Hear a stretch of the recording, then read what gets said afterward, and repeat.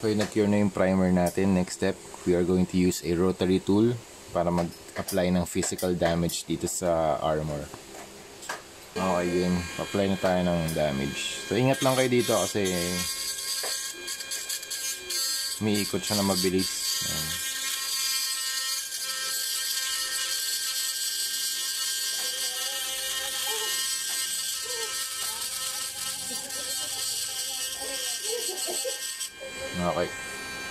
Okay, after ng physical damage, we will apply Vallejo acrylic metal color gunmetal gray para makapag dry brush tayo dito sa surface.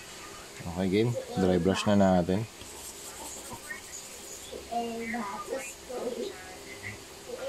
Yan, pag nagda-dry brush tayo, nag-add siya ng weathering.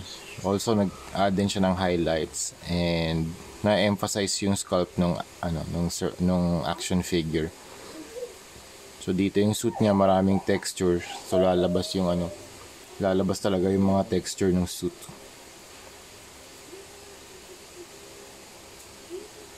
Okay, next step, add tayo ng Vallejo acrylic metal color gold.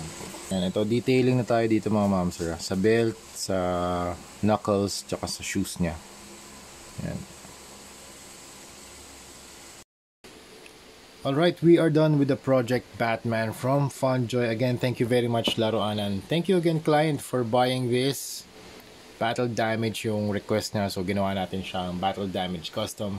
And yung last na ginawa ko pala dito, nag-spray ako ng top coat. Yung top coat na ginamit ko, Boss Knee Flat Clear. Tapos nag-dry brush ako ng gray dito sa nag-dry brush ako ng gray from Hero Paints dito sa ilalim ng kanyang cape para mukha din siyang weathered or battle damage. Yan. So, meron siyang battle damage sa kanyang lips and sa kanyang cheek. Dito rin, meron din physical damage. Tatlong slashes. Teka, tanggalin natin to para malinaw. Yan.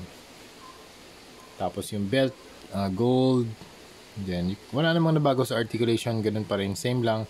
Pero since mga repaint siya or custom repaint collectibles siya, please be very careful in articulating these kinds of collectibles. Yan.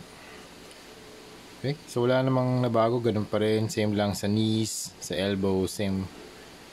Tapos yung cape niya, wired cape. And again, thank you very much Laruanan for providing this action figure for unboxing, review, and customization. Yan, meron na rin tayong client for this. Yan, meron tayong stand na BVS. We have the Batman text with my signature sa ilalim.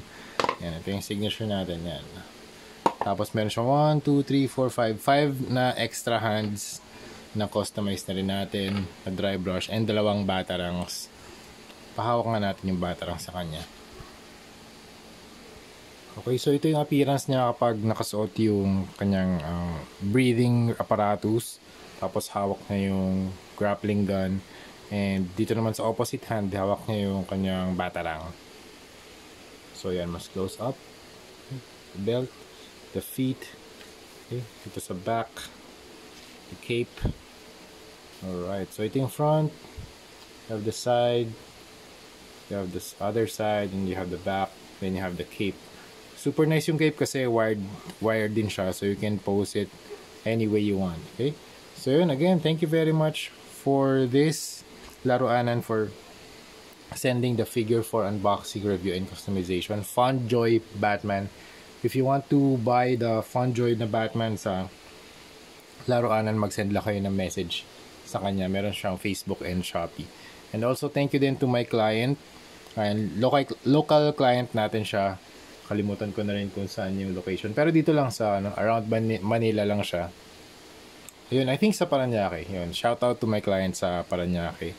Thank you very much for your purchase. Pati yung Aquaman and Superman na black, pinurchase din niya. Kasama rin to si Batman. So yun, thank you again. Thank you very much for watching and see you sa next video. Bye-bye.